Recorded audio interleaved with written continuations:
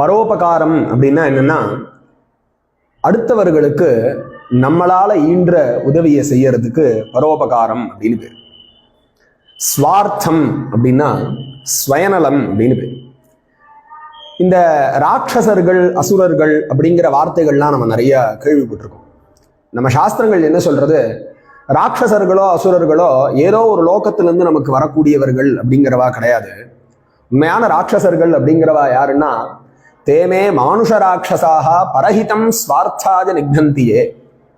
யாரெல்லாம் அடுத்தவர்களுக்கு கெடுதல் நினைச்சு அடுத்தவர்களுக்கு கெடுதலை உண்டு பண்ணி தன்னுடைய சுயநலத்துக்காக அடுத்தவர்களுடைய வாழ்க்கையை கெடுப்பாலோ அவர்கள்லாம் ராட்சசர்கள்.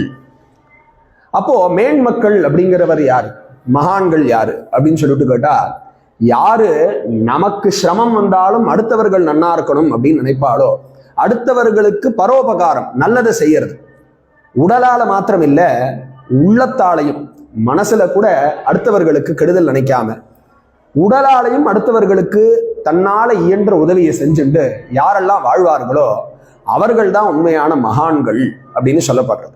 உண்மையான வாழ்க்கையை வாழக்கூடியவர்கள் யாரு அப்படின்னாக்கா, பரம் பரோபகாரார்த்தம் யோஜீவதி சஜீவதி.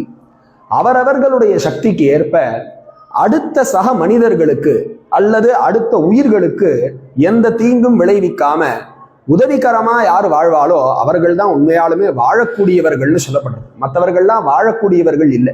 ஏன்னா என்னைக்கு சுயநலம் அப்படின்னு வந்துடுறதோ அப்பவே அந்த ராட்சசம் அப்படின்னு சொல்லப்படுறது. அந்த மாதிரி வாழக்கூடியவர்களை ராட்சசர்கள்னு சொல்லப்படுறது நம்ம சாஸ்திரங்கள். அதனால நம்ம வாழ்க்கை என்னைக்குமே பரோபகாரத்தோட இருக்கணும்.